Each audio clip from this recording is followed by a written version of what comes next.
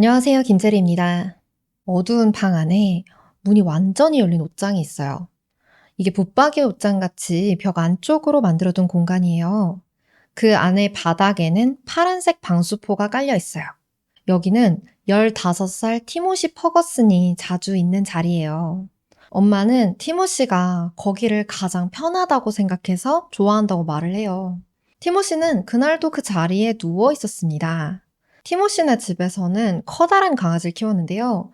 종류가 그레이트 데인이에요.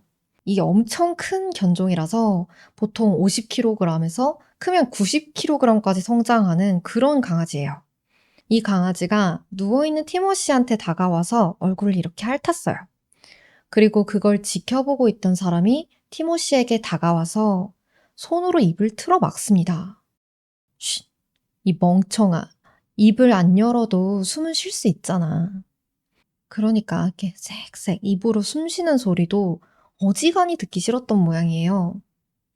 티모시는 방수포 한 장만 깔려있는 그 좁은 옷장 안에서 그날 숨을 거두고 말았어요. 너무나도 외롭게요. 티모시가 키가 당시에 175cm였는데요. 발견됐을 때 몸무게는 고작 29kg이었습니다. 오늘 사건은 알면 알수록 진짜 너무 가슴이 아파요.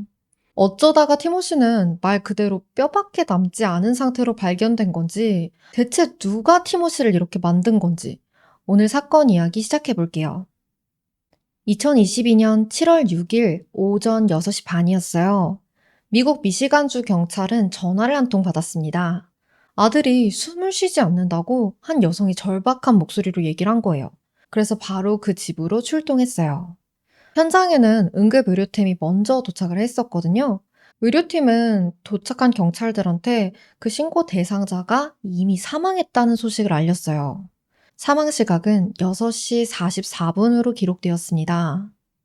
이 사망자가 바로 티모시 퍼거슨이었어요. 경찰에 신고한 사람은 티모시의 엄마 샨다 벤더 아크였어요. 의료팀이 자기들이 먼저 도착했을 때 어떤 상황인지를 얘기를 했어요. 도착하자마자 샨다, 엄마 샨다를 만났고 샨다가 의료팀을 지하실로 안내했다고 합니다. 샨다 말로는 의료팀이 오기 전까지도 계속 CPR을 하고 있었대요. 그리고 현장도 뭐 그런 흔적이 비슷하게 남아 있었고요. 하지만 의료팀이 도착해서 티모시를 봤을 때 이미 사후경직이 시작되고 있었어요. 이 사후경직이 바로 그렇게 되는 건 아니잖아요. 일단 티모시가 사망하자마자 신고된 상황은 아니라는 겁니다. 티모시를 위해서 심장 마사지를 한다던가 뭐 약물을 투입한다거나 그런 어떠한 의료행위도 이미 의미가 없는 상황이었습니다. 티모시는 그날 스웨터와 청바지를 입고 있었어요. 그리고 바지 안에는 성인용 기저귀를 차고 있었습니다. 의료팀이 티모시의 상태를 정확하게 보려고 이렇게 티셔츠를 올렸는데 티모시는 누가 봐도 너무 심각하게 말라 있었어요. 손목과 허리는 지나치게 가느다랬고 가슴이랑 등은 거의 뼈가 다 드러날 정도로 말라서 말 그대로 그 뼈 위에 피부만 남아있는 것 같았습니다. 가슴이랑 몸 여러 부위에는 멍자국이 남아 있었고요. 이 집이 구조를 보시면 조금 애매해요. 보통 현관문을 열면 집이 나와야 되잖아요. 근데 여기는 계단이 바로 나와요. 그래서 아래로 내려가는 계단으로 가면 반지하층이 있고 위로 올라가는 계단으로 가면 지상층이 있어요. 그러니까 이게 0.5층이랑 1.5층으로 되어 있더라고요. 좀 특이하죠. 그냥 제가 편의상 지하층 그리고 1층으로 부를게요. 경찰은 바로 이제 지하로 내려갔어요. 여기가 반지하라고는 말씀을 드렸지만 창고 느낌은 아니고요. 완전 거주 공간이에요. 큰 공간에 방이 여러 개 있고 화장실도 따로 있습니다. 이 지하 공간에만 2층 침대를 포함해서 철제 침대 2개가 설치되어 있었어요. 공간 자체가 사람이 충분히 생활할 수 있을 만큼 큰 공간이었는데 너무 지저분했어요. 일단 정리가 하나도 안 되어 있고 다 늘어져 있어서 어수선했어요. 거기다가 냄새가 진짜 그 찌린내, 화장실 썩은 내가 나는 거예요. 왜 우리 오래된 상가 화장실인데 어디 청소도 안 되어 있는데 가면 가끔 그런 끔찍한 냄새 날 때 있잖아요. 특히나 벽에 움푹 파여 있는 그런 작은 벽장이 있었는데 그 벽장을 열었을 때 이 심각하게 역겨운 냄새가 농축이 되어 있었어요. 그리고 그 벽장 바닥에는 파란색 방수포가 펼쳐져 있었어요. 샨타한테 물어보니까 키우고 있는 강아지가 거기에다 소변을 넣어가지고 방수포를 깔아놨다고 합니다. 뭐 방이 정리가 안 되어 있고 냄새가 나고 뭐 그런 건 그럴 수도 있죠. 하지만 이 방에는 훨씬 더 이상한 것들이 있었습니다. 침대에 웬 감시 카메라가 있는 거예요. 그리고 경찰이 침대 서랍을 열어봤을 때 그 안에서는 철제 수갑이랑 족쇄가 발견되었습니다. 이게 애들이 가지고 노는 그런 장난감이 아니라 진짜였어요. 경찰들이 가지고 다니는 표준 수갑 열쇠 같은 게 있거든요. 그거로만 열리는 진짜 수갑인 거예요. 지금 이게 다 뭐예요? 그러니까 지금 상황만 보면 침대에 누굴 묶어놓고 감시라도 하고 있었던 것 같잖아요. 자세히 보니까 아까 그 벽장 문에는 모션 센서도 달려 있었어요. 이게 누가 문을 열려고 하면 막 알람이 울리고 연결된 그 핸드폰 같은 기기에 알림이 가는 장치인 거예요. 심지어는요, 지하층에 딸린 그 화장실에도 감시 카메라가 설치되어 있었어요. 그 카메라에는 모션 감지 기능도 탑재가 되어 있어서 경찰들이 화장실에 들어가니까 그 렌즈가 이렇게 경찰들을 따라서 막 돌아가고 있었어요. 강아지 키우시거나 집에 아기가 있으신 분들은 요런 캠 많이 쓰시죠. 근데 그걸 화장실에 설치하진 않죠. 그리고 그 화장실도 끔찍하게 더러웠는데요. 너무 지저분한 부분은 좀 가려서 가져왔습니다. 쓰다 버린 그 성인용 기저귀와 휴지, 먹다가 내버려둔 빵, 음식물 쓰레기, 이런 게 그냥 방치되어 있었어요. 그리고 특이한 게 하나 발견됐는데요. 욕실에 핫소스병이 놓여 있었어요. 익스트림 리그렛이라는 제품인데요. 전 이걸 처음 봐가지고 찾아봤거든요. 근데 이게 보통 핫소스가 아닙니다. 제품 이름 그대로 먹은 걸 후회하게 해주마. 이런 느낌으로 나온 거예요. 우리한테 익숙한 그 피자집에 놓여있는 타바스코 소스 있잖아요. 그 핫소스 스코빌 지수가 한 2,500 정도 된대요. 그런데 이 익스트림 리그렛 제품은 스코빌 지수가 80만이라고 합니다. 불닭볶음면 오리지널 소스가 4,000이래요. 근데 80만이면 이걸 사람이 먹으라고 만든 게 맞는지도 모르겠어요.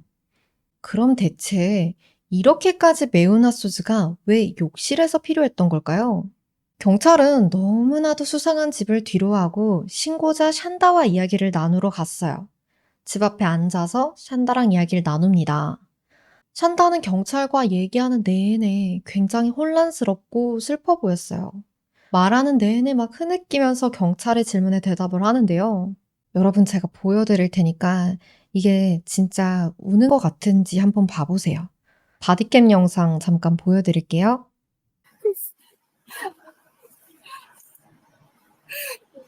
He, he's been wearing really loose clothes the last couple of weeks.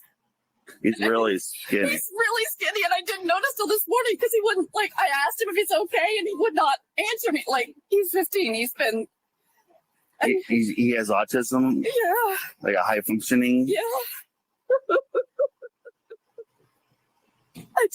I had no clue how bad it was. Oh my god. 샨다가 진짜 슬퍼 보이는지 아닌지는 여러분들의 판단에 맡기겠습니다. 샨다의 말에 따르면 그날 오전 5시 반쯤에 지하에서 뭔가 쿵 하고 떨어지는 소리가 들려서 지하실에 내려가 보니까 티모시가 침대에서 떨어져가지고 바닥에 누워 있었대요. 너 괜찮아? 물어봤더니 티모시가 스스로 일어나가지고 괜찮다고 말했다고 합니다. 그리고 알아서 다시 침대 위로 올라가서 잤대요. 그래서 그냥 괜찮은가 보다 하고 샨다도 다시 올라가서 잤다는 거예요. 하지만 6시 반쯤에 다시 지하실로 내려갔을 때 티모시는 숨을 쉬지 않고 있었고 아무리 이름을 불러도 대답하지 않았다고 해요.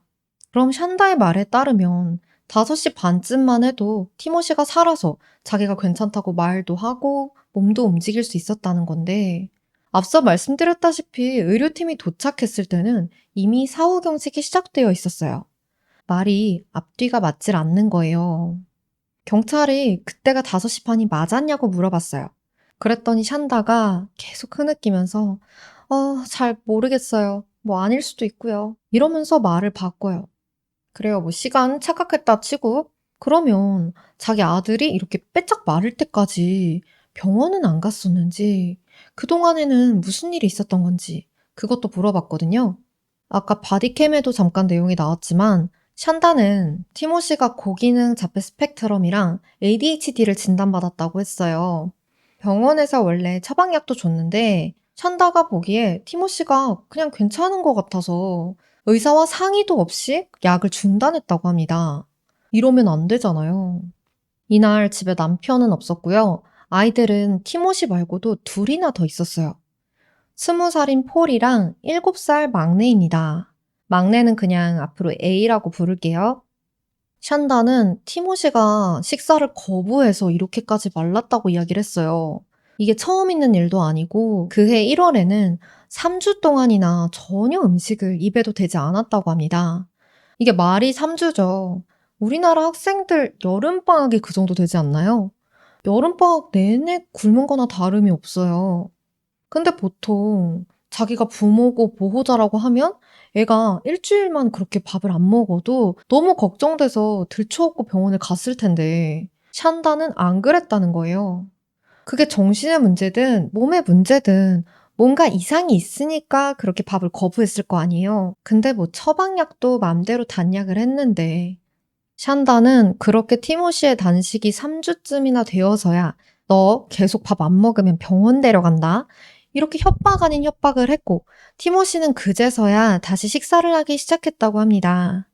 그때의 단식 이후로 반년이 지난 올해 6월 말부터 티모시가 다시 음식을 거부하기 시작했대요. 혹시나 액체는 먹을까 싶어서 단백질 쉐이크도 만들어서 줘봤지만 안 먹었다고 하는 거예요. 샨다는 티모시가 사망하기 전날 밤에 또다시 너 뭐라도 먹지 않으면 병원에 데려갈 거야? 이렇게 또 이야기를 했대요. 그러자 티모시가 버터 바른 토스트는 먹겠다고 해서 그걸 만들어줬다고 해요. 혹시나 먹겠다고 안 먹을까봐 4분의 3 정도 먹는 거를 눈앞에서 지켜봤다고요. 또 이런 말도 했거든요. 티모시가 사망하기 몇 주 전부터 맨날 헐렁한 옷만 이렇게 입었대요. 엄마가 좀 안아보자 해도 포옹 같은 것도 다 거부하고 몸을 확인하려고 해도 싫어해가지고 그동안은 이렇게 뼈만 앙상하게 남은 줄 몰랐다고 합니다. 사실 이거는 말도 안 되는 얘기예요. 175cm에 29kg이면 굳이 몸을 봐야 되나요? 얼굴만 봐도 피골이 상접해 있었을 텐데 그동안 어떻게 몰랐다고 말을 할 수가 있어요. 심지어 형인 폴이 엄마한테 와가지고 엄마 티모시가 너무 마른 것 같아. 뭐 좀 먹여야 될 것 같은데 이렇게 말까지 했대요. 이제 와서 막 오열하는 척하면 뭐해. 누가 봐도 지금 사람이 굶어서 죽은 것 같은데. 경찰도 똑같이 생각했습니다. 이건 단순히 자발적인 단식이나 침대 낙상 사고가 아닐 거라고 판단했어요. 그래서 샨다한테 집안 좀 봐도 되겠냐고 물었더니 샨다가 거부합니다. 그래서 바로 수색영장을 발부받아서 지하를 포함한 집 전체를 다 수색하기 시작했어요. 위층도 지하랑 마찬가지로 엉망진창이었습니다. 쓰레기랑 아닌 거랑 구분도 안 가요. 막 어질러져 있고 설거지도 안 돼 있고 그냥 방치된 것 같은 느낌? 강도가 들어서 이렇게 어질러핀 게 아니라 말 그대로 정리를 안 한 지 몇 달은 된 것 같은 그런 모습이었어요. 그리고 집안 곳곳에는 모션 센서랑 카메라들이 여기저기 설치되어 있었어요. 이 집안을 그 전자기기들한테 들키지 않고 돌아다니는 게 불가능할 정도였어요. 그리고 정말 특이한 게 모든 냉장고와 냉동고에도 다 자물쇠가 붙어 있었습니다. 사진 보시면요. 가운데가 쇠줄로 되어 있고요. 열쇠로 여는 구조예요. 이런 거 설치되어 있는 집을 본 적 있으신가요? 또 부엌에서는 아까 밑에 화장실에서 발견했었던 그 익스트림 리그레 핫소스 있잖아요.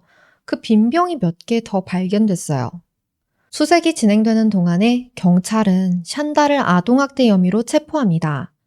진짜 신속하죠. 이게 다 같은 날에 지금 진행이 된 거예요. 다음 날에도 2차 수색이 이어졌고요. 수사는 계속 진행됩니다.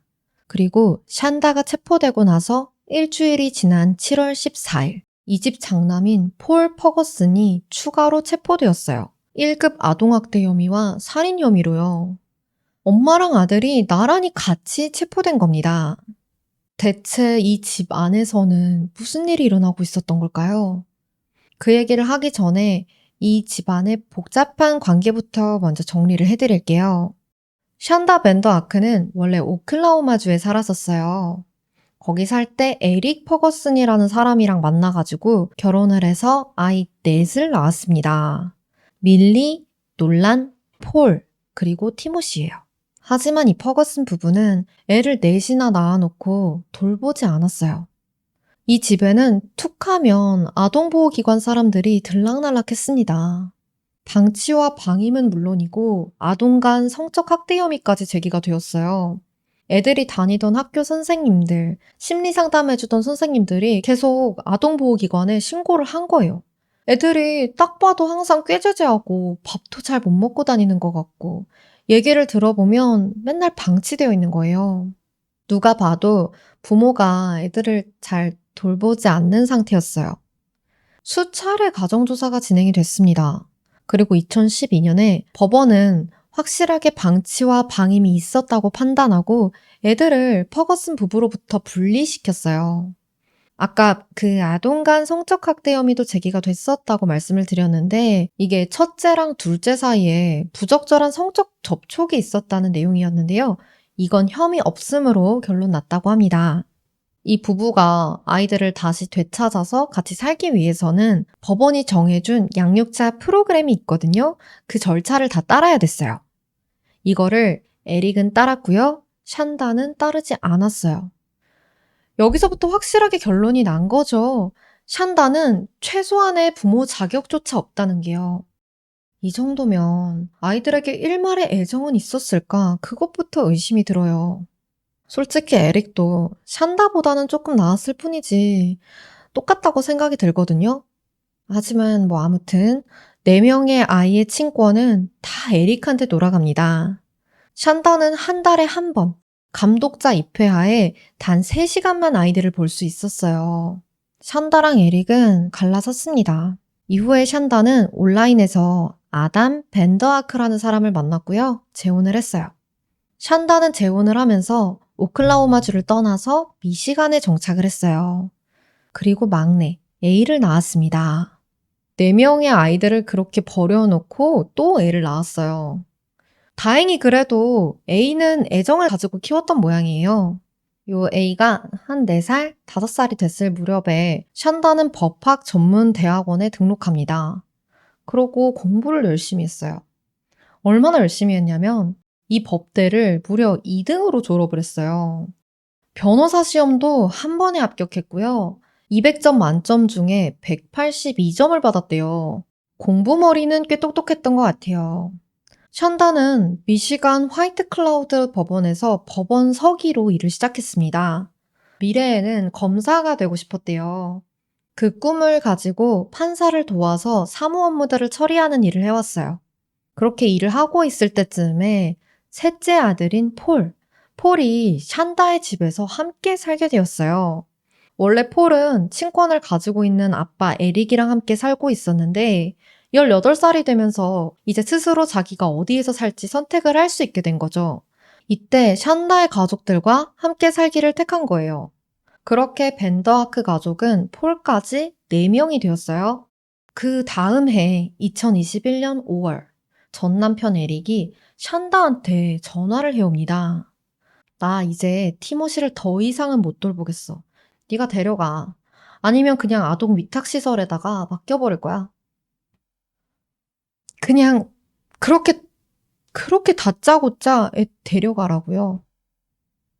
에릭도 샨다랑 헤어지고 나서 트리쉬라는 여성을 만나서 재혼을 했거든요. 그러고 나서 4명의 자녀를 더 낳았어요. 원래 4명의 애들이 더 있었는데 여기에 4명을 더 낳은 거예요. 그래서 애들이 성인이 돼서 스스로 나가기 전까지 총 8명의 자녀와 함께 살았습니다. 애들 8명을 돌보는 것만으로도 사실 힘든데 특히나 티모시는 고기능 자폐 스펙트럼에 있었다고 했잖아요. 학교에서도 특수학급에 있었고 어쨌든 병원이든 생활이든 다른 애들보다는 부모가 신경을 써줘야 될 부분이 훨씬 많았을 거예요. 이렇게 지내던 트리시가 어느 날 완전히 지쳐버린 거예요. 에릭한테 진짜 더 이상은 티모시를 못 돌보겠다고 얘기를 했고, 이때 아빠 에릭이 선택한 건 자기가 어떻게든 더 애써보고 노력하고 방법을 알아보는 대신에 티모시를 샨나한테 그냥 보내버리기로 했습니다. 하다못해 법원 양육 프로그램조차 이수할 의지가 없었던 사람한테 애를 그냥 그렇게 떠맡기듯이 보낸 거예요. 근데 친권이 없는 사람한테 애를 보내도 될까요? 당연히 안 되죠. 근데 아동보호기관이 맨날 이 집만 지켜보고 있는 것도 아니고 그냥 몰래 보내버리면 알 수가 없는 거예요. 그렇게 티모시가 쫓겨나듯이 샨다의 집으로 오게 된 겁니다. 그 다음에 1월, 이 가족에게 비극이 닥쳤어요. 샨다의 남편 애덤이 뇌졸중으로 쓰러지게 된 겁니다. 그 후유증으로 거의 스스로는 거동조차 할 수가 없게 되었어요. 근데 사실 애덤은 선천적으로 장애가 있었어서 그 전까지도 휠체어를 이용을 했다고 해요.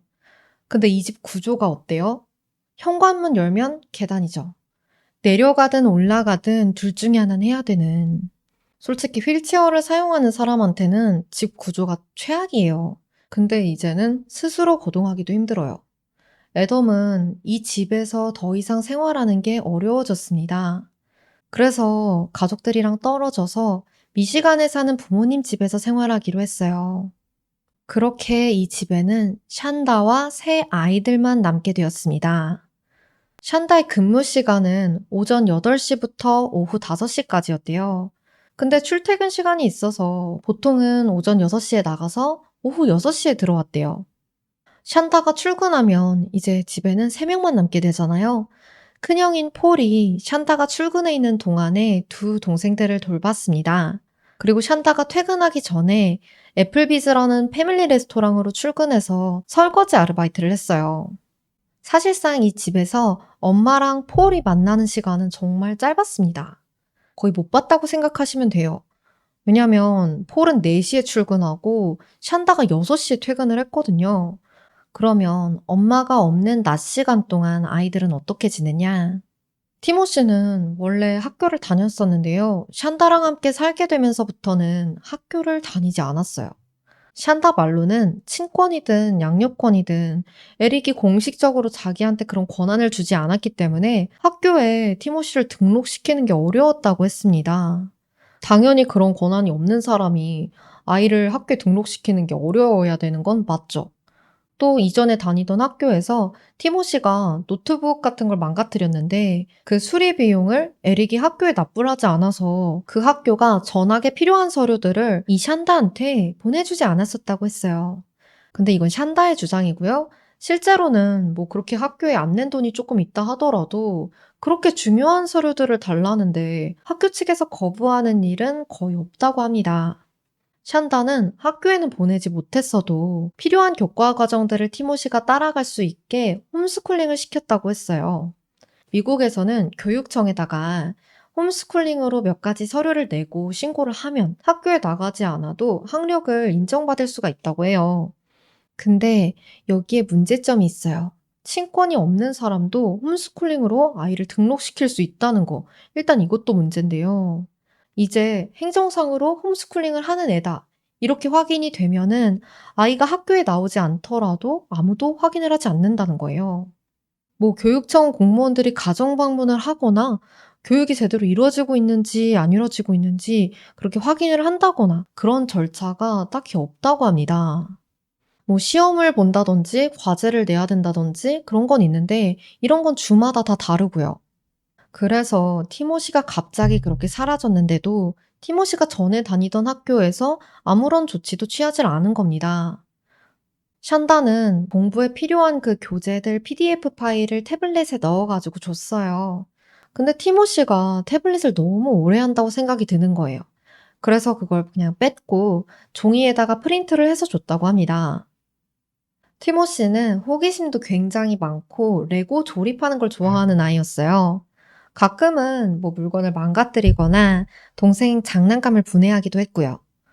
그러다가 온수기 밸브, 뭐 가스 밸브 이런 걸 잠근 적이 있었던 거예요.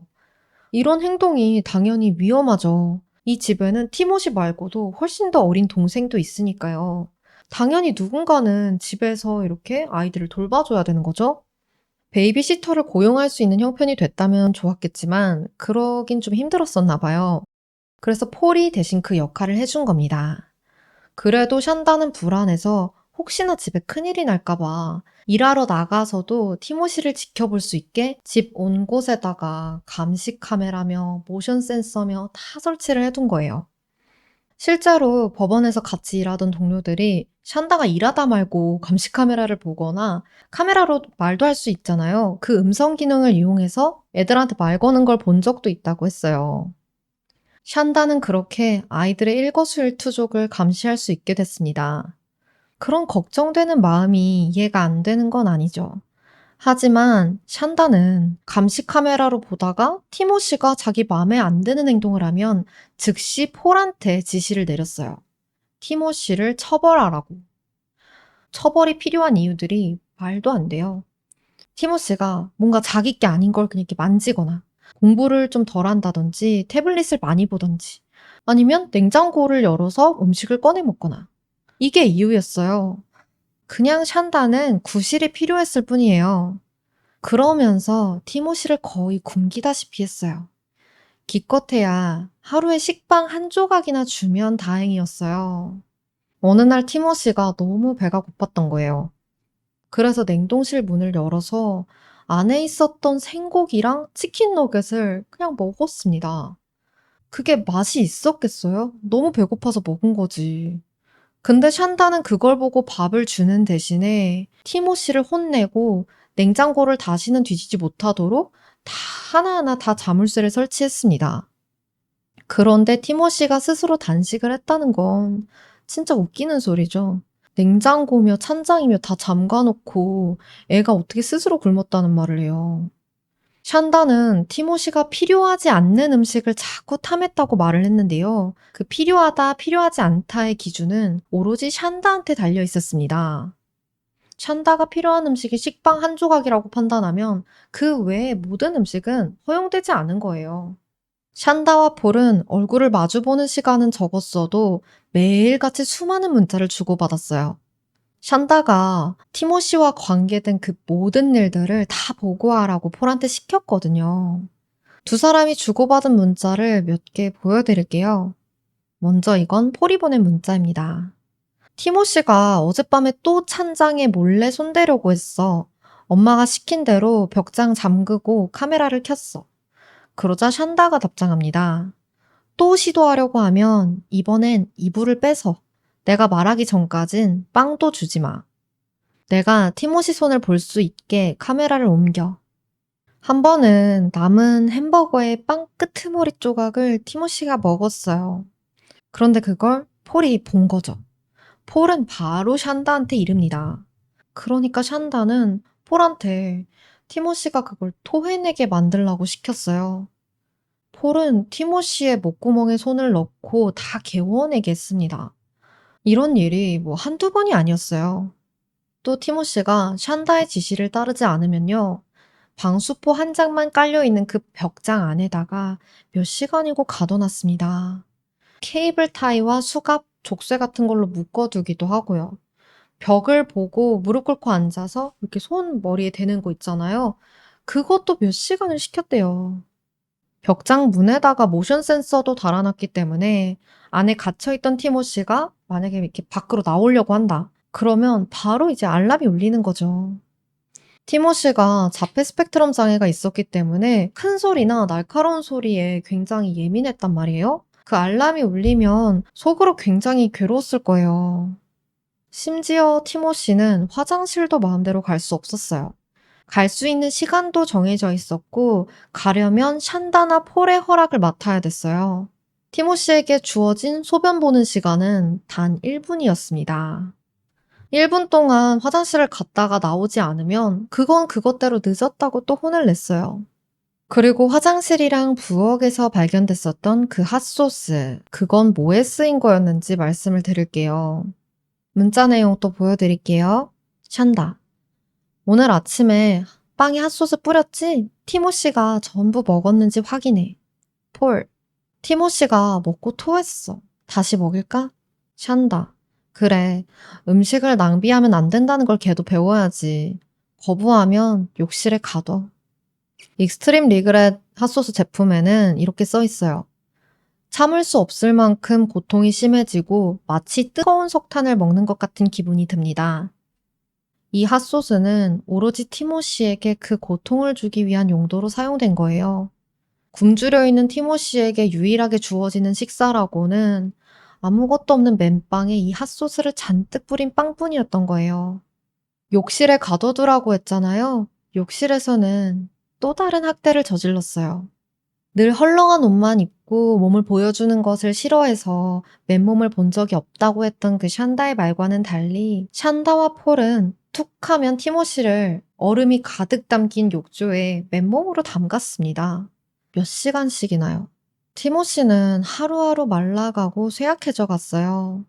그렇게 티모시가 샨다의 집에 온 지 겨우 1년 남짓한 시간이 흘렀고요. 2022년 7월 6일, 미라처럼 삐쩍 마른 모습으로 차가운 시신이 되어 발견된 겁니다. 2023년 12월 13일, 샨다 벤더하크의 재판이 시작되었어요. 한때는 검사의 꿈을 가지고 자기가 일했던 법원에서 살인 및 아동학대 혐의로 재판대에 오른 거예요.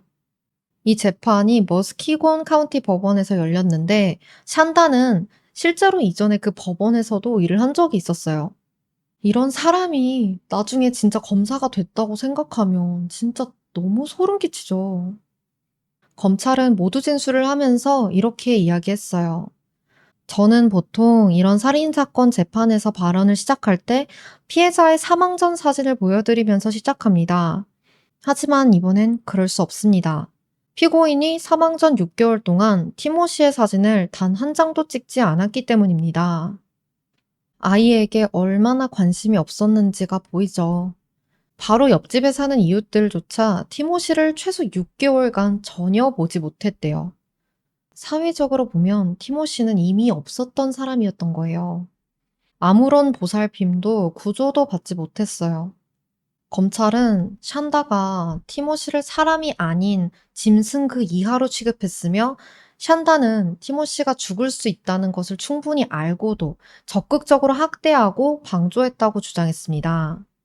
그러자 샨다의 변호인 측은 분명 일부 양육 방식에는 잘못이 있었다. 이건 인정하지만 티모시는 장애 특성상 본인을 통제하지 못했고 그러면서 어느 때는 음식을 훔쳐먹고 어느 때는 그 스스로 극단적인 단식을 반복하는 등 그런 문제 행동들을 했기 때문에 통제가 필요했다. 샨다는 그 통제 방법으로 잘못된 방식을 선택했던 거지 고의로 티모시를 학대한 게 아니고 사망을 예견하지도 못했다고 했어요. 일반적인 걸 넘어선 그런 극단적인 통제와 감시에 대해서도 그저 위험한 행동을 방지하기 위한 수단이었다. 이렇게 말합니다. 샨다는 비록 완벽하지 않은 부모일 순 있지만 살인자나 중범죄자는 결코 아니다. 이게 변호인 측의 주장이었어요. 아동학대 혐의는 일부 인정하지만 1급 살인 혐의는 인정할 수 없다고요. 이날 법정에서는 샨다랑 폴이 주고받았던 그 몇천 통에 달하는 문자 메시지가 공개가 됐는데요. 이게 지금도 공개가 되어 있어서 저도 쭉 읽어봤어요. 일단 샨다가 폴한테 보낸 게 폴이 샨다한테 보낸 거보다 진짜 수십 배는 많아요. 그리고 폴이 자기가 원할 때 답장을 안 하잖아요. 그러면 답장을 할 때까지 계속 메시지를 보냅니다. 폴, 자, 빨리 답장해. 아, 빨리. 뭐해? 전화한다. 진짜 메시지만 읽고 있어도 숨이 막혀요. 샨다는 자기가 집에 없을 때 폴을 거의 무슨 움직이는 감시 카메라? 움직이는 매? 이런 걸로 취급했어요. 샨다는 자기가 집에 없을 때는 폴을 거의 움직이는 감시 카메라처럼 썼고요. 그리고 거의 원격 매처럼 이용을 했습니다. 두 사람이 주고받은 대화에는 샤르마라는 이름이 되게 많이 등장하거든요. 뭐 샤르마는 지금 뭐해? 샤르마가 나 보고 싶어 해? 샤르마 밥 좀 챙겨주라. 샤르마는 집에서 키우는 그 강아지 이름이었습니다. 샨다는 샤르마의 안부를 끊임없이 물어보고 그날 밥은 잘 먹었는지 산책은 했는지 계속 신경 써요. 솔직히 티모시에 대해서 물어보는 것보다 샤르마에 대해서 물어보는 내용이 더 많아요. 그러니까 티모시는 그 집에서 강아지 샤르마보다 못했던 거죠. 샨다는 티모시가 계단을 오르내리기만 해도 묶어두거나 가둬두라고 시켰고요. 자기들은 저녁으로 치킨 샌드위치에 감자튀김, 음료수를 먹자고 하면서 집에 있는 피자가 없어졌다고 폴한테 가서 티모시 입냄새 좀 맡아보라고 합니다. 혹시 티모시가 훔쳐 먹었을까 봐. 또 자기들이 벽장에 묶어서 가둬놨다 그랬잖아요. 몸이 불편하니까 티모시가 어떻게든 좀 이렇게 뒤척였을 거 아니에요. 그걸 보고는 모션 센서를 피해가지고 팔다리를 움직이는 방법을 익혔다면서 아주 교활하다고 말합니다. 검찰은 이런 주요 문자 내용들을 프린트를 해왔고요. 샨다한테 건네줬어요. 한번 직접 읽어보라고. 샨다는 법정에서 자기가 보냈던 문자들을 스스로 소리내서 읽었어요. 그러고 검찰이 이 내용이 맞습니까? 물어보니까 저는 이 문자가 기억나질 않아요. 라고 대답했어요. 샨다는 재판이 진행되는 내내 자기가 스트레스와 불면증으로 인해 기억 상실이 일어났다고 주장했어요. 진짜 비겁하죠? 계속해서 그 적나라한 문자 내용들이 공개되니까 갑자기 막 숨을 헐떡이더니 공황 발작 같은 걸 일으켰어요. 그래서 잠시 휴정이 됐는데 저는 이것도 진짠지 의심스러워요. 꼭 자기가 불리할 때만 그러니까. 샨다의 재판에는 특별한 증인이 등장했습니다. 바로 아들 폴이 증언대에 섰어요. 폴은 재판이 열리기 전에 검찰이랑 유죄 협상을 진행했어요. 1급 아동학대에 대한 유죄를 인정하고 샨다의 재판에서 검찰 측 증인에서 증언하기로 하면서 살인죄에 대한 기소는 피할 수 있게 되었습니다. 솔직히 앞으로 쭉 제 얘기 들으시면 아시겠지만 폴이나 샨다나 똑같아요. 근데 이 유죄 협상을 진행했다고 해서 어떻게 아예 살인죄를 기소조차 안 할 수가 있는지 저는 솔직히 이건 좀 공정하지가 않다는 생각이 들었어요. 어쨌든 폴이 증언을 하기로 하면서 많은 부분이 공개가 되긴 했습니다.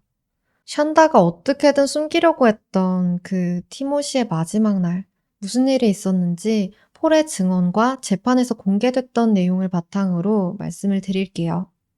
티모시가 사망하기 전날, 폴은 평소와 같이 티모시를 깨우려고 지하의 벽장으로 다가갔어요. 그날 티모시는 잘 일어나지 못했어요. 폴이 막 일어나라고 소리를 질러도요. 그래도 얼추 잠은 깼습니다. 샨다는 티모시가 다시 잠들 수 없게 얼음 욕조에 담그라고 했어요. 폴은 이미 애가 깼는데 그럴 필요가 있냐고 물었지만 샨다는 그렇게 해야지 티모시가 더 비참하다고 느낄 테니까 그렇게 하라고 지시합니다. 폴은 티모시를 거의 질질 끌다시피 해서 욕조로 데려갔어요. 이때 티모시는 스스로 제대로 걷지도 못했거든요. 그리고 샨다가 시키는 대로 욕조에 얼음물을 가득 받아서 티모시를 넣었습니다. 이때가 대충 오후 2시쯤이었어요. 원래 폴은 4시까지 애플비즈로 출근을 해야 되는데 이날 하필 자전거가 펑크가 났던 거예요. 그래서 샨다가 집에 와서 데려다 줄 때까지 기다려야 됐어요. 그 시간 동안 티모시는 계속 얼음 욕조 안에 있었습니다. 샨다는 문득 크레이지 아이디어가 하나 떠올랐다면서 폴한테 말했어요. 피자롤을 데워서 티모시 입 앞에 둬봐. 그리고 티모시가 어떻게 나오나 반응을 보자. 근데 혹시 티모시가 막 먹으려고 할 수도 있으니까 빨리 이렇게 뒤로 뺄 준비를 해야 돼. 폴은 실제로 그렇게 했어요. 티모시는 데워진 피자 냄새에 반응을 보였습니다. 그만큼 살고자 하는 마음이 있었던 거예요. 하지만 폴은 지시받은 대로 그 피자 롤조차도 티모시에게 주지 않았습니다. 대신에 입을 벌리고 핫소스를 부었어요. 샨다는 티모시가 지금 굉장히 위험한 상태라는 거를 분명히 알았어요. 계속해서 폴한테 티모시의 뺨을 치면 반응은 보이는지, 눈은 제대로 깜빡이는지, 자꾸 잠들려고 하진 않는지 감시하게 시켰습니다. 그리고 카메라로 이렇게 지켜보면서 지금 욕조 안에 있는 티모시 자세가 너무 편해 보인다면서 더 불편하게 앉히라고 시켰어요.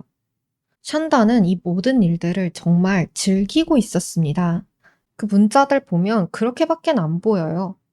오후 4시 반쯤 샨다는 폴한테 이렇게 말했어요.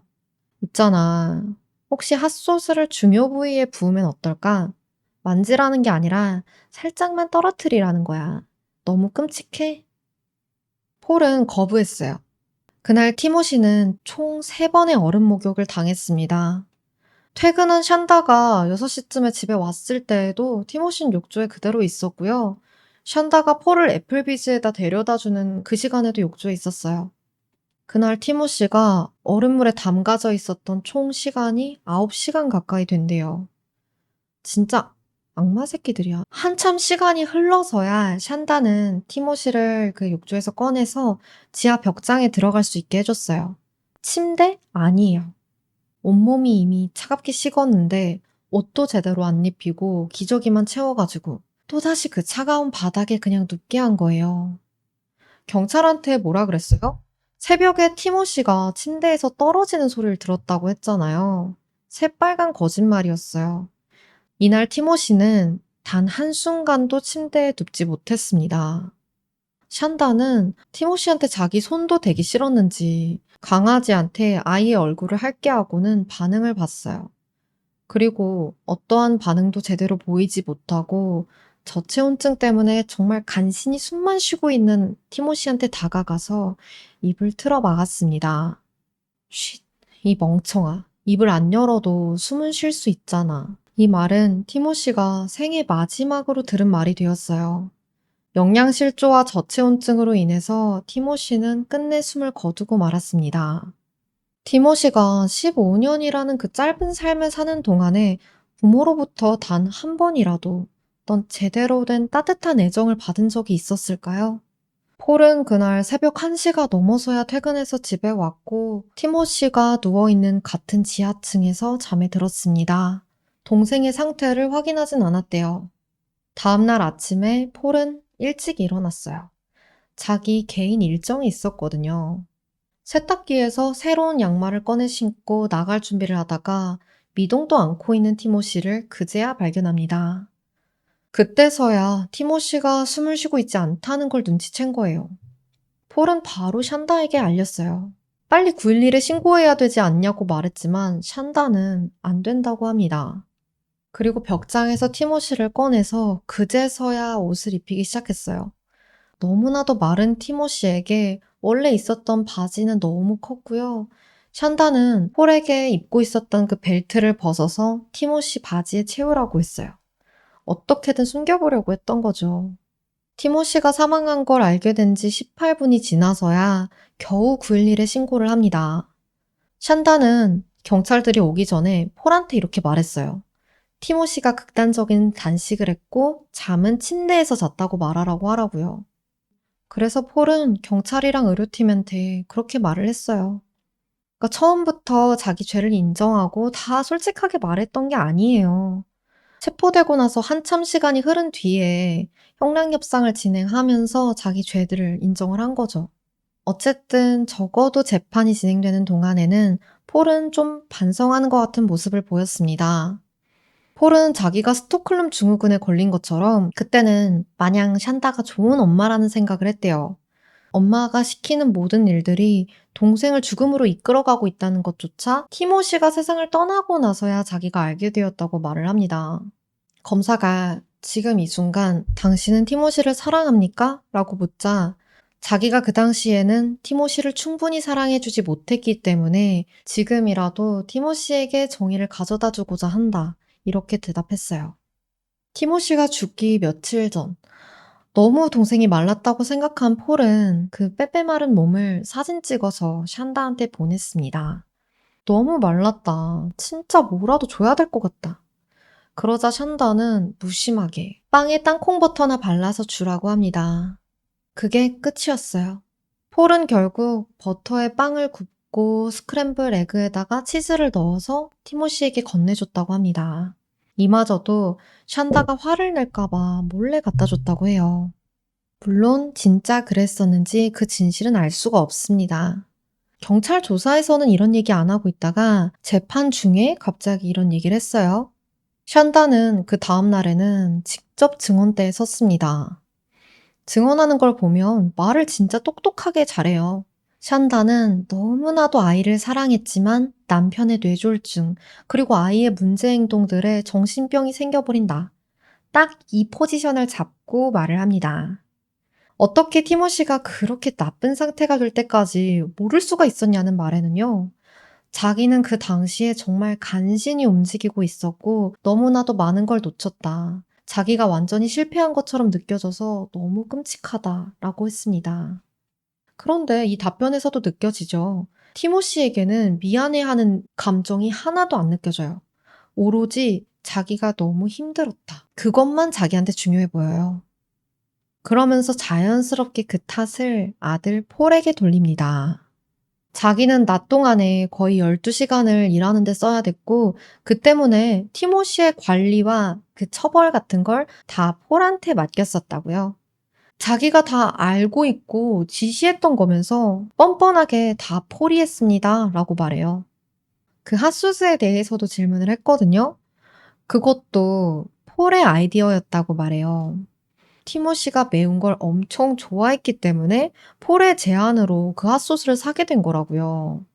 자기가 원래 매운 걸 입에도 못 댔는데 티모시를 임신했을 때 갑자기 매운 게 막 땡기더라.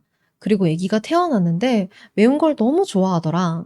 너무 신기했다. 막 이런 스토리텔링까지 하면서 티모시가 그걸 좋아했고 그래서 핫소스를 뿌린 빵을 줬다고 하는 거예요. 근데 매운 걸 좋아해서 먹는다. 이런 건 엽떡이나 불닭 같은 거 먹을 때나 얘기하는 거지. 누가 빵에 핫소스만 잔뜩 뿌려놔서 그걸 먹고 토했는데 좋아한다고 말을 해요. 침대 서랍에서 발견됐던 수갑과 족쇄에 대해서도 자기는 그게 있는 줄도 몰랐고 다 폴이 산 거다. 이렇게 말했어요. 증언 내내 그랬어요. 기억나는 것들에는 이유가 있었다면서 설명을 하고 불리한 것들은 기억이 나질 않는다고 대답해요. 그리고 검찰이 티모시가 죽기 직전에 그 카메라 영상 사진을 보여주니까 법정에서 토했어요. Like that when you put him in the bathtub?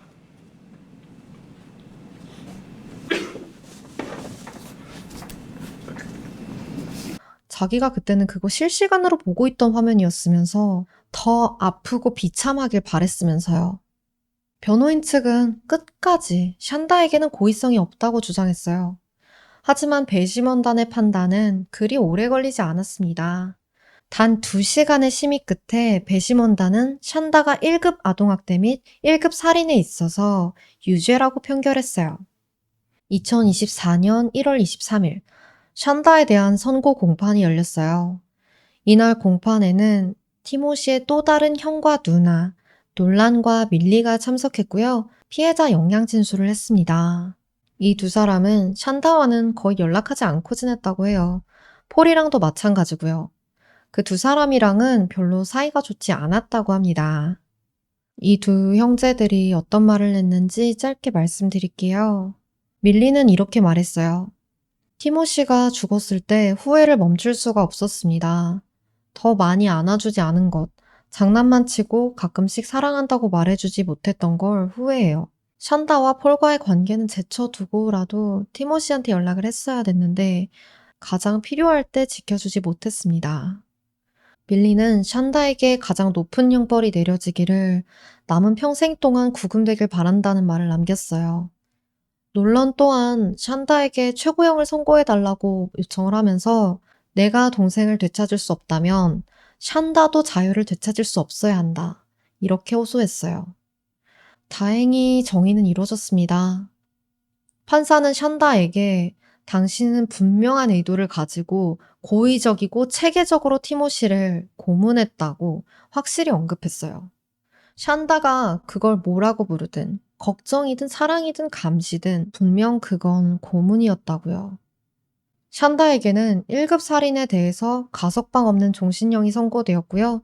거기에 더해 1급 아동학대에 대해서 최소 50년의 형량을 선고받았어요. 다시는 샨다가 이 사회로 나올 일은 없습니다. 이 끔찍한 살인마는 평생을 감옥에서 썩어야 돼요. 기왕이면 밥도 그냥 다른 죄수들의 절반만 줬으면 좋겠네요. 그럼 형량 딜을 했던 폴은 어떤 형량을 선고받았을까요? 1급 아동학대 혐의에 대해서만 최소 30년에서 최대 100년형을 선고받았습니다. 사실 이 선고 전에 양형 기준에 맞춰서 부여될 형량을 이제 계산을 해보면 9년에서 15년이 예상이 된다 이렇게 나왔는데요. 그거보다는 더 긴 형량이 부과되었습니다. 그래봤자 너무 짧다는 생각밖에 안 들어요. 판사는 폴 퍼거슨이 그의 어머니랑 똑같이 나쁘거나 어쩌면 더 나쁘다고 말을 했어요. 폴도 샨다처럼 사이코패스가 되기 직전인 것 같다면서 교도소에서 교화가 될지도 우려가 된다고 했습니다. 진짜로 뉘우쳤던 아니던 그건 모르겠고요. 어쨌든 동생을 죽을 때까지 방치하고 학대한 사람입니다. 그럼에도 불구하고 안타까운 점이 있는지 꼽아본다면 폴 또한 가정학대의 피해자였다는 거겠죠. 잊지 말아야 될 거는 샨다는 폴의 친권도 티모시의 친권도 찾아오지 않았다는 겁니다. 서로에게 더 잘못이 있다면서 죄를 미루던 이 모자는 나란히 감옥에 갇혔고요. 샨다는 와중에 항소도 했어요. 자기가 재판 당시에 정신적 무능 상태에 있었고 재판 절차에도 문제가 있었다고요. 근데 정신적 무능 상태라고 하기에는 자기 하고 싶은 말 너무 똑똑하게 잘하던데. 항소는 이미 했고요. 결과는 아직 나오지 않은 상태예요. 그래도 형량이 줄어들 여진 없지 않을까 생각이 듭니다. 이 사건에는 또 다른 피해자가 있어요. 당시 7살이었던 막내 A. 샨다는 그래도 A는 잘 챙기려고 했었던 것 같다고 말씀드렸죠. 문자로 폴에게 이렇게 해라 저렇게 해라 학대를 지시하는 와중에 A의 간식으로 치킨 너겟과 감자튀김을 사갈 거라는 말을 남겼어요. 하지만 한 사람의 인격이 처참하게 짓밟히고 일방적으로 괴롭힘 당하는 그런 모든 장면들에 A는 그대로 노출이 되었습니다. A도 뭐 유치원이나 학교 이런 거 다니지 않고 하루 종일 그 집에 있었어요. 방도 형들이랑 같은 지하를 썼고요. 정서적으로 굉장히 나빴겠죠. A는 샨다가 체포된 뒤에는 아빠 애덤이 있는 조부모님의 집에서 함께 살게 되었다고 해요. 다행히 잘 적응했고 잘 지내고 있다고 해요. 이 아이의 조부모님도 같은 미시간주에 살고 있었거든요. 그럼 살짝 이런 생각도 들죠. 그렇게 더럽고 끔찍한 집에 어린아이들이 살고 있는 걸 말리진 않았을까? 이것도 이유가 있었어요. 샨다가 할머니 할아버지를 아예 집에 못 들어오게 했어요. 할머니 할아버지가 A를 보러 오잖아요. 그러면 무조건 밖에서 기다리게 하고 자기나 폴이 A를 데리고 나갔대요.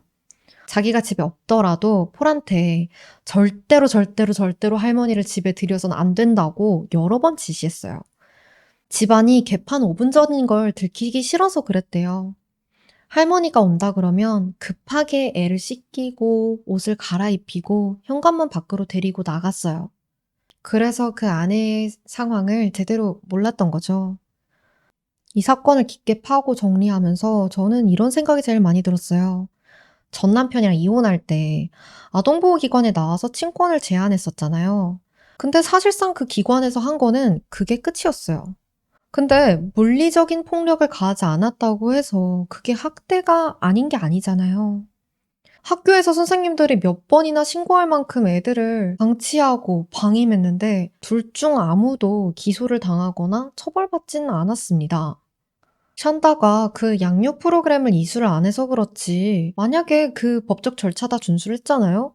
그럼 아무런 문제 없이 다시 아이들의 친권과 양육권을 돌려받았을 거예요. 샨다도 그렇고 에릭도 그렇고 참 부모가 될 자격이 없는 사람들이에요.